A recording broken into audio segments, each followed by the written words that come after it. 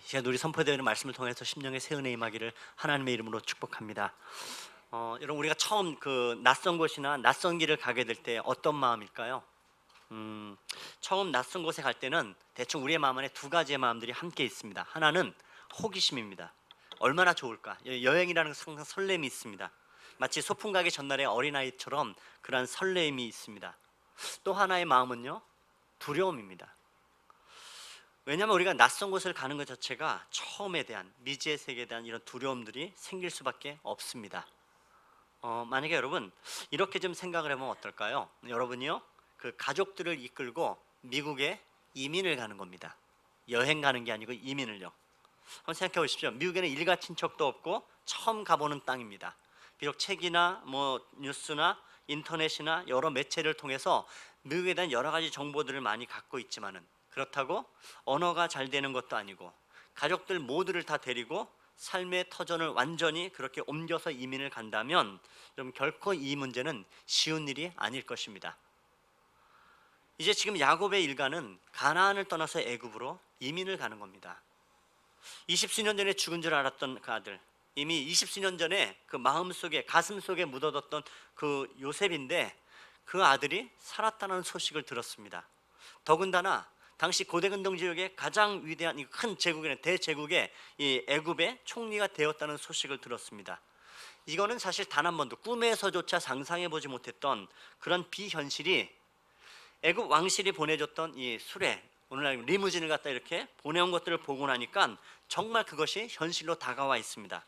그리고 요셉은 야곱의 가족 전부를 바로 이민 초청장을 보내고 그들을 불러들이고 있습니다. 이렇게 가나안을 떠나서 애굽으로 향하는 야곱의 마음이 어떨까요, 여러분? 거기에는 설렘과 두려움이, 이 두 가지가 아마 동시에 공존하는 것이 그의 마음일 것입니다. 하나는 정말 설렘입니다. 여기에는 지금 당장이라는 단어가 떠오를 수 있습니다. 20수년 전에 죽은 줄 알았던 그 가장 사랑했던 아들, 그 아들을 만날 생각에 우리 지금 만나, 우리 당장 만나, 이런 노래 있잖아요. 정말 그 마음으로 그렇게 단걸음에 달려가는 설렘이 있을 것입니다. 그렇지만 또 하나의 마음 구석에는요, 두려움과 막상이라는 단어가 연상되어질 수 있을 것입니다. 막상 가기에는 두려움이 있습니다. 이게 만만치가 않습니다. 잠시 그냥 가서 아들 얼굴 보고 여행하고 돌아오는 것이 아니라 모든 것을 전부 다 끌고서는 그렇게 이민을 떠나려는 입장이 되니까 막상 가려니 이게 만만치가 않을 겁니다. 정작 이 정든 땅을, 가나안 땅을 떠나는 것이 쉽지가 않습니다. 거기다가 지금 야곱의 나이는요 130입니다. 30살이 아니고 130이요. 여러분, 사람이 130에 뭔가 어디를 떠나서 뭘 새롭게 한다는 마음들이 들까요? 우리가 살펴봤던 야곱은 그냥 죽을 날 앞에 두고 그냥 죽을 날 받으면 되지 않은 것 이외에는 더 이상 가나안 땅에서 어디로 떠나볼 것에 새로운 것들을 갖다 추구할 나이는 너무 아닙니다. 근데 그렇게 그런 이 가나안 땅을 지금 떠나야 된다? 상상치 못한 일들이 지금 전개되기 시작합니다.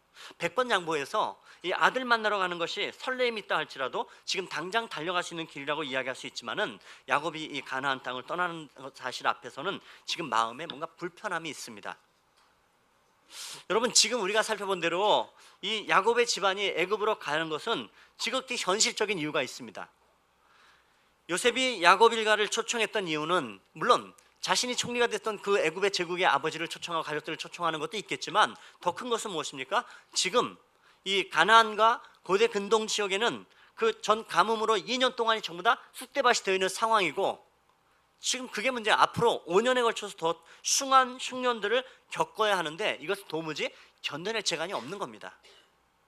야곱은 일가족이 다 굶어 죽을 수도 있는 이 심각한 문제를 지금 앞에 놓고 있었는데, 죽고 사는 문제를 정말 해결할 수 있는 기가 막힌 현실적인 방안이 이들 앞에 툭 던져진 거예요. 여러분, 문제는 이럴 때 생기는 겁니다. 왜냐하면 여러분, 소위 우리 인생에 길이 열리고 길이 열렸다 할지라도, 특별히 하나님을 믿고 예수를 섬기는 하나님의 사람들은 길이 열렸다고 해서 이게 전부 다 길이 아닐 수도 있는 것입니다. 여기는 항상 우리가 하나님과 하나님의 뜻과 이 신앙적인 이 점검들을 우리가 해봐야 됩니다. 어떤 질문들을 던지기 시작할까요? 이 행동은, 이 결정은 과연 신앙적으로 옳은 것인가? 하나님이 정말 인도하시는 뜻이 있는 것인가? 질문을 던지기 시작하면 여러분 이때 신앙적으로 딜레마에 빠질 수밖에 없습니다. 그래서 지금 여러분 야곱은 이 가나안 땅의 경계인 브엘사바에 머물러서 생각을 지금 깊이 해보고 있는 것 같습니다. 왜요? 이것은 그저 단순히 애굽으로 가느냐 마느냐는 그런 쉬운 문제가 아닙니다. 이것은 현실적으로 길이 열렸느냐 마느냐, 거기에 가면 도울 사람이 있느냐 없느냐에 대한 이런 문제가 아닙니다. 여러분, 이들에게 정말 심각한 이 야곱의 안에서의 고민은 그겁니다. 과연 하나님을 믿고 섬기는 우리가 가나안 땅을 떠나는 것 되는가? 그런 이 신앙적 고민을 하고 있습니다. 왜요? 여러분, 이 가나안 땅은 어떤 땅입니까? 할아버지 아브라함 때부터 시작해서 하나님께서 주신 약속의 땅입니다. 아브라함과 이삭과 야곱의 하나님이라 이야기할 정도로 그 땅을 하나님의 축복과 약속이 있는 은혜의 땅이기 때문입니다. 이 땅을 떠나는가? 당장 고민이 걸립니다. 거기다가 과거에 이미 할아버지 아브라함도 함부로 애굽에 갔다가 큰 봉변을 당하고 어려움을 겪은 일을 알고 있습니다. 거기 가면 안 된다는 것으로 알고 있는 거죠. 아버지 이삭의 기근을 만났을 때에 애굽으로 내려가려 할 때에도 하나님이 이삭이 이 애굽으로 내려가는 것을 막으신 일도 있습니다.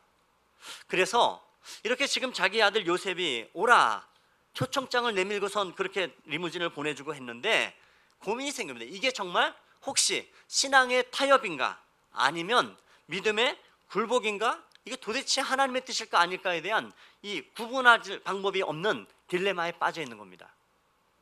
여러분, 우리가 이 땅을 살아가다 보면요, 이런 이 선택적 딜레마에 빠지는 경우들을 종종 겪습니다. 문제는 뭐예요? 둘 다 지금 하나님의 인도하심처럼도 보여집니다. 그런데 사실 정확하게 하나님의 뜻이 무엇인지는 모릅니다. 이런 경우 어떻게 할까요? 쉽게 예를 들면 여러분 이런 것일 것 같아요. 어떤 믿음 좋은 형제가요, 학교 선생님인데요, 마음속에 자꾸 그런 마음이 듭니다. 내가 지금이라도 신학교에 가서 신학을 공부하고 하나님 말씀을 증거하는 목회자나 선교사가 돼야 되지 않을까라는. 현실적으로 나이는 신학교에 가기에는 참 많습니다. 근데 목사님이나 주변 사람들하고 이야기해보면 다 얘기합니다. 학교에서 열심히 복음을 증거하는 일이 이 선생님으로 얼마나 귀한 일을 하고 있는 것인데 그거 아니라는 겁니다. 마음속에서는 신학을 공부하고 목회자의 길을, 선교사의 길을 가고자 하는 마음이 있고 주변에서는 또 아니라 합니다. 어떻게 할까요, 여러분? 이럴 경우에 두 음성이 들릴 때 하나님이 이 마음을 주신 것 같기도 하고 주변의 동역자들 그 마음 아니야, 이 마음이야 라고 이야기를 합니다. 신앙적으로 이런 딜레마에 빠질 때가 있습니다. 너무 무거운 문제를 갖다 그 딜레마로 던졌나요? 아니면 예를 들면 이런 것 아닐까요, 여러분? 교회에서 단기 선교 가죠. 단기 선교 갈 때 여러분 마음에는 단기 선교를 가야 하는데 가고 싶은데 현실적으로는 직장에서 내가 벗어날 상황이 아닙니다. 직장에 충실한 사람이 되어야 되고 지금 빠져나올 입장도 못 됩니다. 그럴 입장이라면 내가 직장에 충실한 것이 옳은 것인가, 아니면 그래도 시간을 어찌어찌 내가지고 선교를 가는 것이 옳은 것인가, 어떻게 생각하십니까? 답은 하지 마십시오. 각자 생각이 다를 텐데 싸움 납니다. 여러분, 사실 이 이야기도 옳고 저 이야기도 옳아요. 이런 딜레마 속에 빠집니다. 여러분, 그렇다면 이 딜레마는 우리가 어떻게 풀어야 될까요? 여러분, 지금 야곱이 이런 딜레마의 상황입니다. 선택적 딜레마. 아들들의 이야기만 듣고 함부로 하나님의 약속의 땅을 버리고 가는 것도 결코 쉽지 않습니다. 이걸 가야 되나 말아야 되나. 분명히 아들이 살아있는 것도 사실입니다. 그가 애굽의 총리가 되어 있는 것도 사실입니다. 그리고 정말 어떤 면에서는 결정적으로 이 가뭄이 계속되는 이 속에서 갈 수밖에 없는 것이 현실입니다. 그런데 이 땅은 하나님이 주신 기업의 땅, 약속의 땅인데 이 땅을 그리고 버릴 수 없고 포기할 수도 없습니다. 여러분이라면 어떻게 하시겠습니까? 버리고 가야 되나 말아야 되나? 뭘 망설입니까? 5년 버티고 있다 그냥 돌아오면 되지, 이 생각하십니까? 어떻게 하면 좋을까, 여러분? 야곱은 지금 이 딜레마 문제를 어떻게 풀어갑니까? 오늘 여러분 그 관점에서 1절 말씀을 다시 한번 읽어보십시다. 1절입니다. 이스라엘이 모든 소유를 이끌고 떠나 브엘세바에 이르러 그의 아버지 이삭의 하나님께 희생 제사를 드리니. 먼저 특이한 것은 뭐냐면 지금 야곱의 이름이 어떻게 불려지고 있습니까? 이스라엘이라. 여러분 이스라엘 기억하시죠? 언제 바뀐 이름입니까? 야곱이 그 야복 강가에서 혹독한 고뇌의 밤에 어떤 사람과 씨름하다가 그 어떤 사람이 하나님의 나타나심을 알아차리고선 그의 환도뼈가 그렇게 골절되면서 이름을 바꿔주신 겁니다. 이스라엘이라. 근데 오늘 그 야곱의 이름을 이스라엘이라 그렇게 부르십니다. 왜 여기서 오늘 이렇게 부르고 있습니까? 여러분, 이스라엘이라는 이 이름은 야곱 한 개인의 이름이기보다는, 개인적 이름이기보다는 이 하나님이 택한 백성을 대표하는 대표성을 드러낼 때 이스라엘이라고 부르고 있습니다. 어찌 보면 아직도 야곱은 이스라엘이라 불릴 만큼 성숙하거나 완성된 모습을 보이진 않고 있지만은, 적어도 지금 야곱의 아들들과 자식들과 손주들까지 다 그렇게 이끌고 내려가는 이 애굽을 향한 이 길은 그저 단순히 개인적 차원으로 애굽을 가야 되냐 아니냐의 문제가 아니고, 하나님의 택한 백성 이스라엘을 향해, 그리고 이 택한 백성의 그 대표성을 가지고 있는 그 대표성을 드러내고 있다는 것을 성경이 먼저 보여주고 있습니다. 그리고 지금 이들은요, 브엘세바에 도착을 했답니다. 브엘세바는 지금 이스라엘의 최남단입니다. 브엘세바를 벗어나면 광야에 들어가게 되고, 광야는 애굽과 맞닿아져 있습니다. 근데 여러분, 이 브엘세바까지 어떤 야곱이 지금 무엇을 하고 있는가요? 하나님께 희생 제사를 드리고 있답니다. 아브라함부터 이삭과 야곱에 이르기까지 항상 이 가정의 예배의 장소로 사용됐던 이 브엘세바, 적어도 브엘세바는 이 가정에서 매우 중대한 결정을 해야 되고 결심이 서야 되고 고백을 드려질 때마다 예배하던 장소가 이 브엘세바입니다. 여러분, 지금 야곱이 의도적으로 브엘세바에 들어왔습니다. 지금 여러분, 야곱의 위대함은 바로 여기에 있습니다. 인생의 야곱이 이 선택적 딜레마에 빠져 있을 때 야곱은 어떻게 했다고요? 브엘세바에서 예배했더랍니다.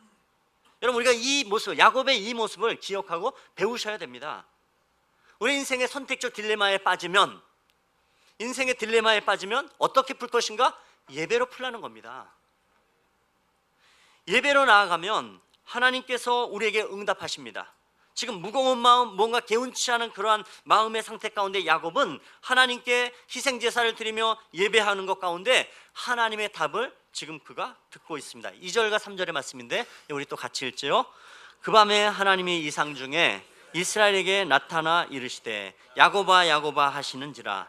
야곱이 이르되 내가 여기 있나이다 하매 하나님이 이르시되 나는 하나님이라 내 아버지의 하나님이니 애굽으로 내려가기를 두려워하지 말라. 내가 거기서 너로 큰 민족을 이루게 하리라. 예, 하나님이 응답하시는데요, 야곱아 야곱아 하고 급하게 재촉하듯 부르십니다. 그리고서요, 하나님은요 야곱의 속내를 드러내십니다.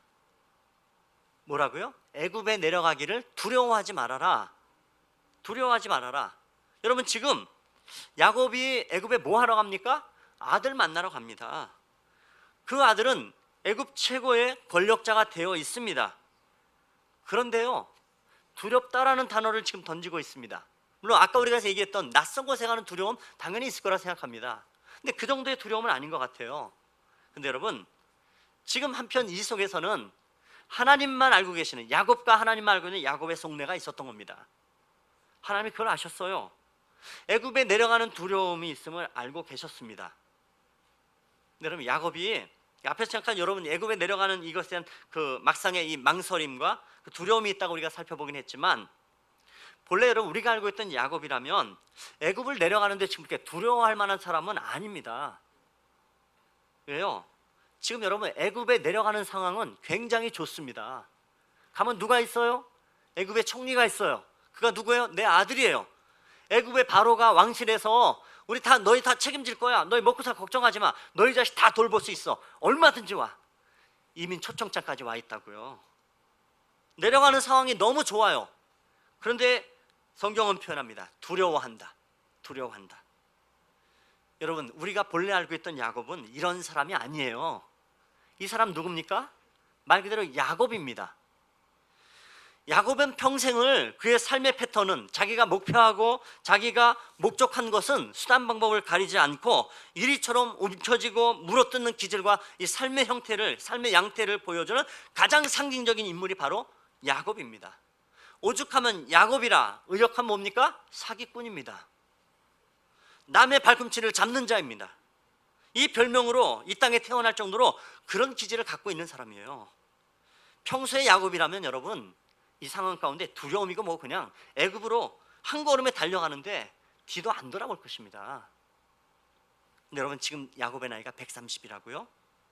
우리가 살펴봤던 야곱 기억하시죠? 이 나이 되도록 하나님 앞에 야곱 정말 모진 세월을 겪은 사람입니다. 왜요?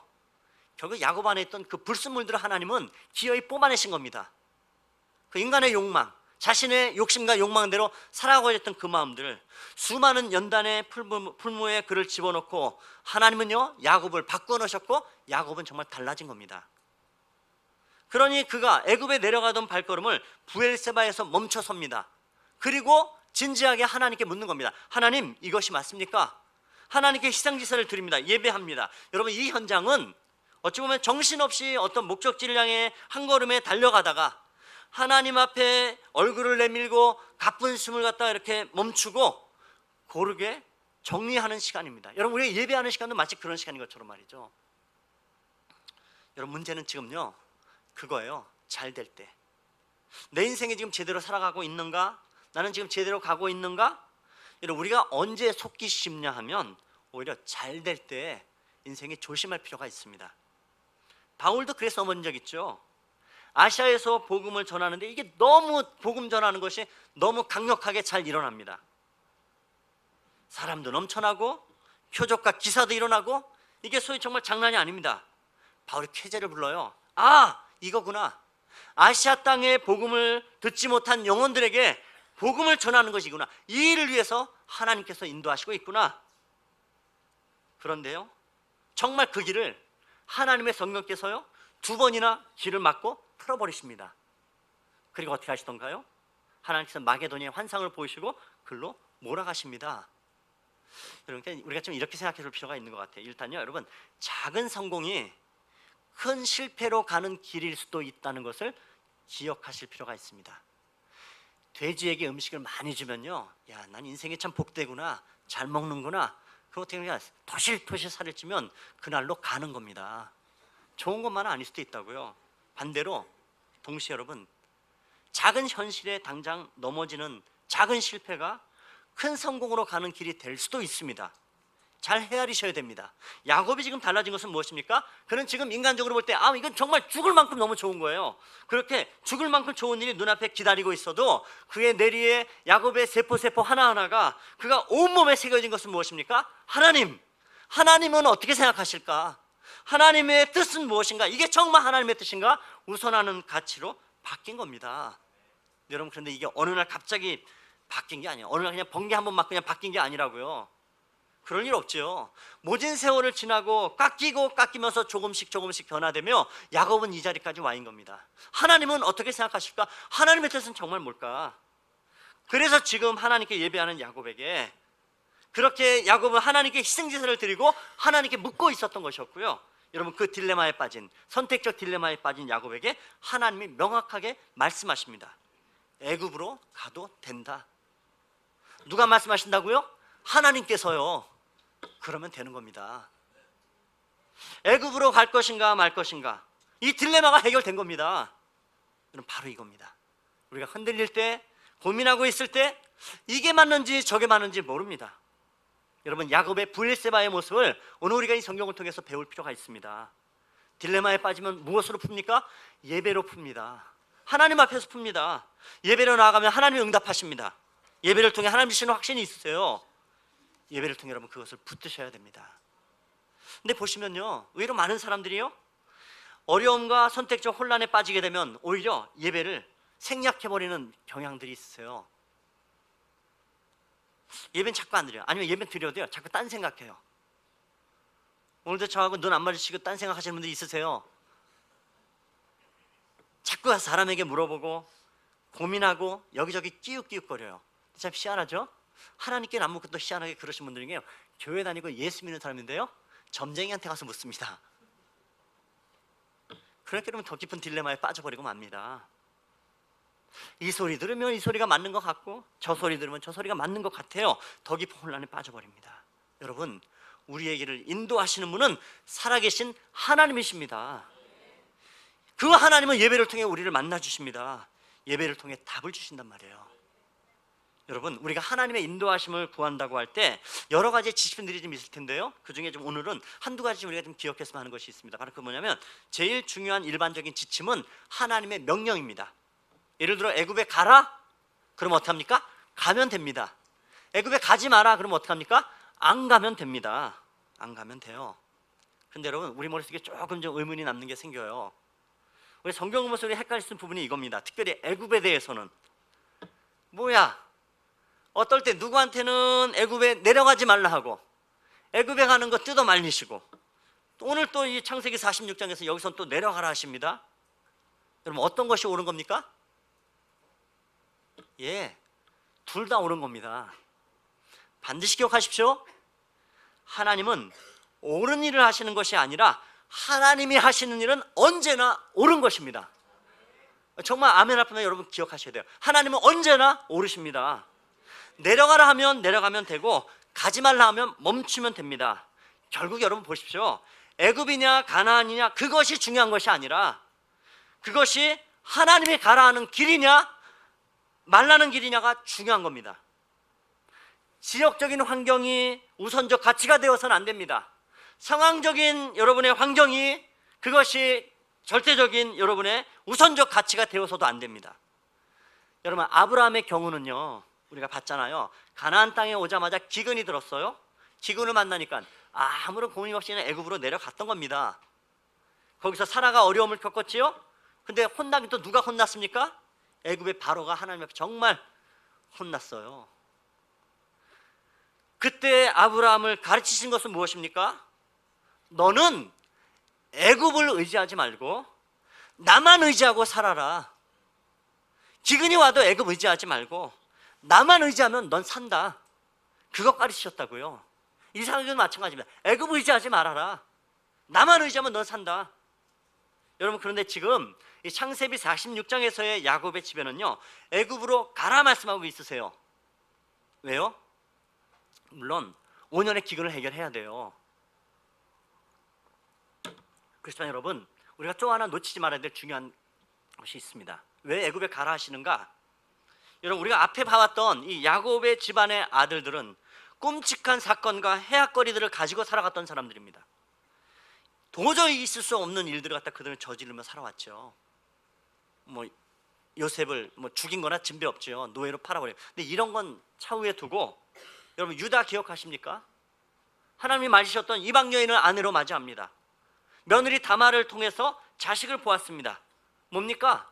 이미 이들은 당시의 가나안 문화에 깊숙이 들어가 버린 겁니다. 유다는 말할 것도 없고, 루벤이 셔모를 통간하고, 레위와 시므온이 잔해하는 칼로 정말 못된 짓을 저질렀습니다.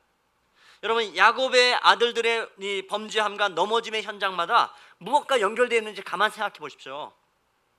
가나안의 여인들과 가나안의 음란한 문화와 가나안의 음란한 우상숭배, 하나님이 모두 다 싫어하셨던 것들 전부 다 연결되어져 있는 겁니다. 당시 야곱의 아들들은 가나안의 음란, 죄악된 문화, 그리고 그 땅의 그 가치관들, 그리고 이 가나안의 우상숭배가 이들 가족들의 모든 삶의 가치관과 그들의 삶에 너무도 깊숙이 지금 들어와서 어찌할 바를 모르는 막다른 골목까지 와 있는 시점입니다. 그런 이 야곱을 택한 백성들, 야곱의 택한 백성들, 이스라엘을 남은 자로 보호하시기 위해서 하나님은 가나안 땅에서 이 사람들을 빼낼 수밖에 없는 상황입니다. 그러면 하나님 지금 어디로 인도하세요? 애굽으로. 애굽은 더 낫습니까, 여러분? 어차피 이것도 이방의 문화가 가득 찬 것입니다. 그런데 여러분, 왜 애굽으로 가라고 하십니까? 기억하시잖아요. 애굽에 지금 내려가서 구별된 것은 따로 살라 하십니다. 애굽 사람들과 섞여 사는 것이 아니라, 이방의 문화 가운데 함께 섞여 사는 것이 아니라 고센 땅이에요. 요셉이 예비하고 바로가 그 초목이 좋은 곳에 선물을 주어서 완전히 구별하고 살아가는 것, 따로 살게 하는 것. 그럼 여기는 어떤 의도가 있습니까?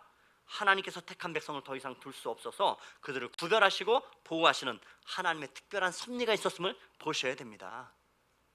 여러분, 그저 우리가 표면적 이유만 가지고 읽어서는 안 됩니다. 하나님의 의도가 무엇인가? 그래서 기억하자. 하나님은 옳은 일을 하시는 것이 아니라 하나님이 하시는 일은 언제나 옳다. 반드시 기억하십시오. 여러분, 그 하나님이 누구십니까? 신실하신 분이시라고요. 그 하나님은요, 실수가 없으신 분이시잖아요. 그 하나님이 우리 인생을요, 신실하신 하나님이요, 인자와 자비하시면 우리를 이끌어 가신다고요. 여러분, 어떠한 길도 하나님은 실수하는 법이 없으시다고요. 여러분, 그러니까 하나님이 가라 하면 가면 되고, 주께서 가지 말라 하면 안 가면 됩니다. 우리 찬송하죠? 주님 말씀하시면 내가 나아가리다. 주의 뜻이 아니면 내가 멈춰서리라. 여러분, 이것이 하나님의 명령이면 그대로 따르면 됩니다. 순종하면 됩니다. 문제는 하나님이 내게 말씀하시는 거 들으셔야 됩니다. 들리시거든 순종하십시오. 납득이 안 되고 이해가 안 돼도 하나님은 언제나 옳으십니다. 여러분, 그렇지만 여러분, 우리가 또 조금은 다른 측면에서 주의해야 될 것이 있는데요, 하나님이 명령하시는 것을 무조건 일반화시키는 것은 주의하셔야 됩니다. 말씀드린 대로 여러분, 애굽은 무조건 나쁜 것인가? 아닙니다. 우리가 여러분 논리 하는데 여러분, 논리를 들고 나오는 사람들 가운데 궤변이 많아요. 우리가 그래서 욥기를 통해서 봤죠? 결국은 얘기하다 엉뚱하게 산으로 가버리는 겁니다. 엉뚱한 곳으로. 왜요? 일반화시키기 때문에 그렇잖아요. 애굽으로 가지 말라 하실 때 여러분, 애굽에 가면 범죄함이 있습니다. 애굽 자체가 범죄한 것이냐? 그렇지 않아요. 그러니까 애굽 자체를 갖다 일반화시켜서는 안 됩니다.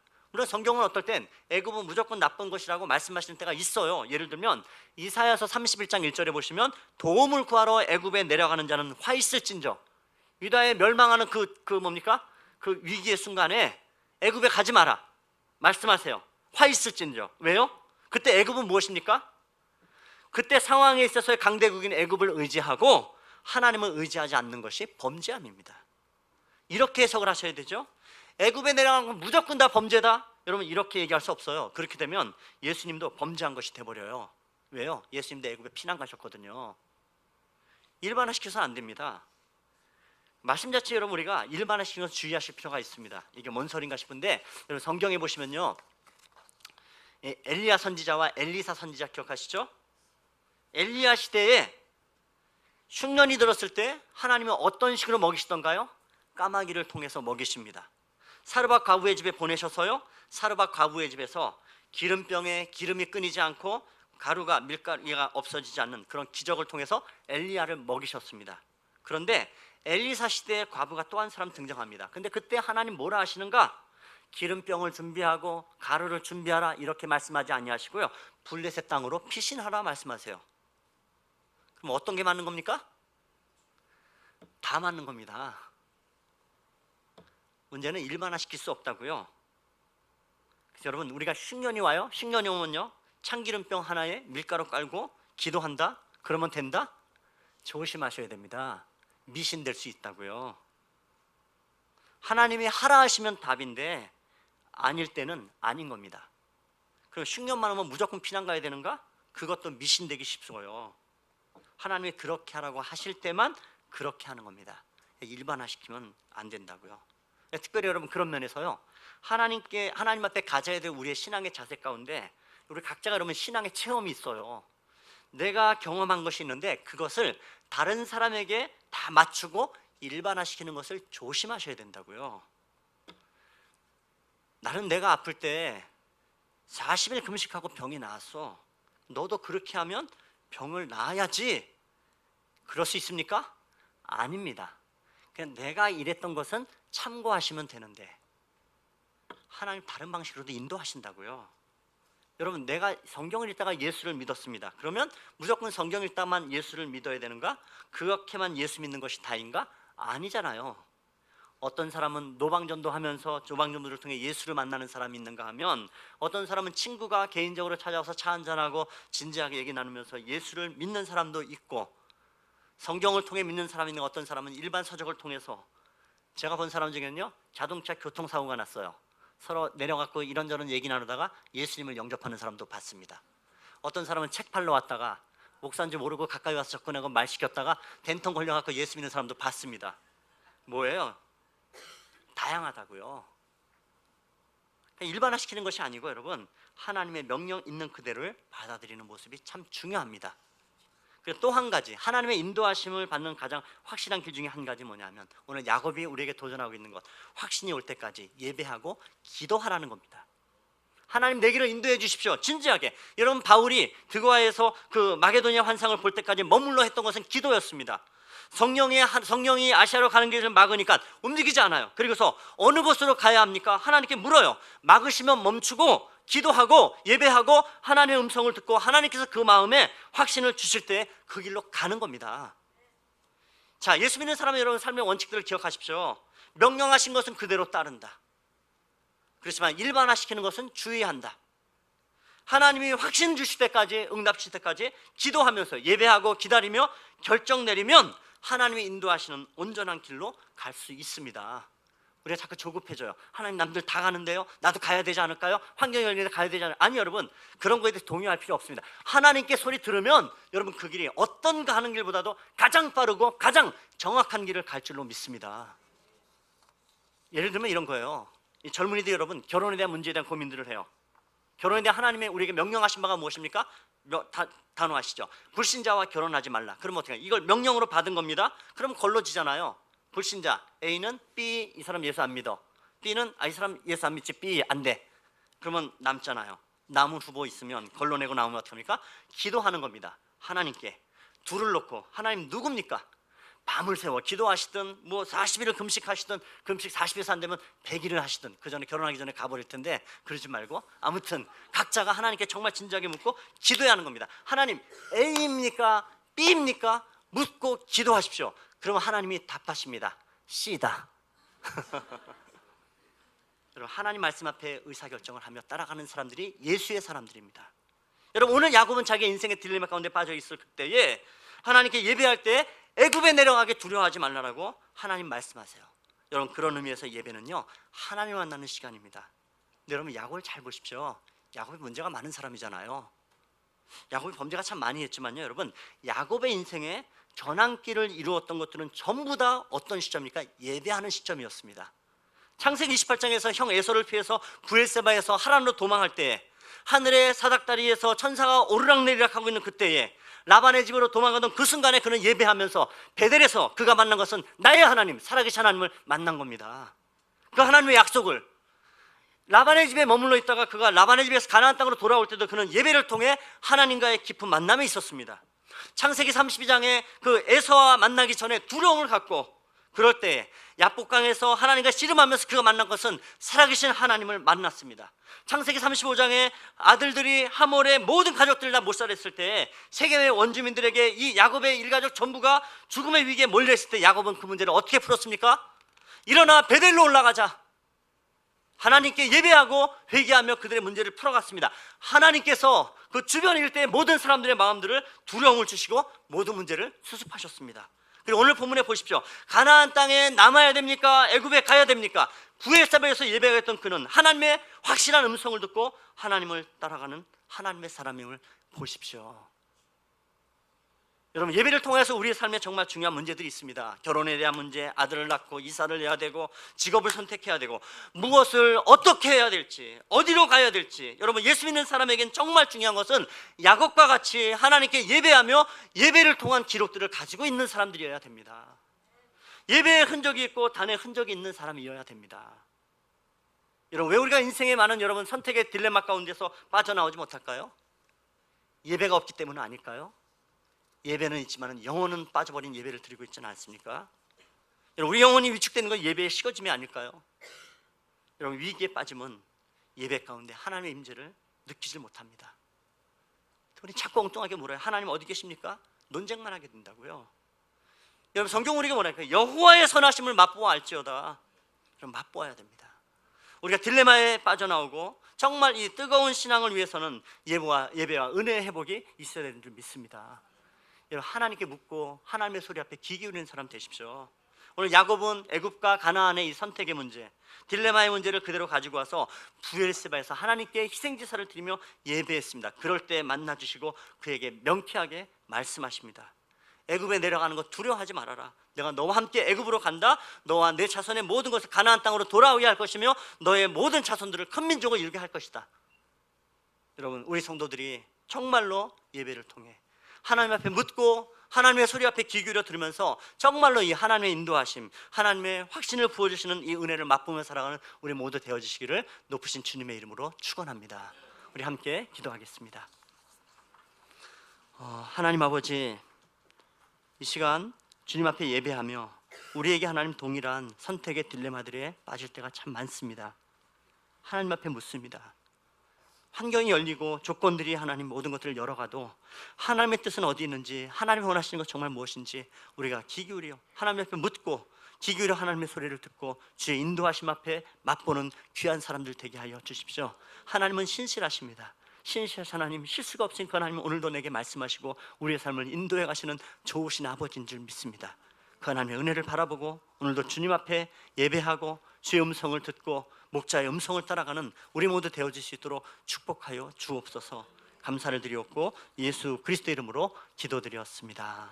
아멘.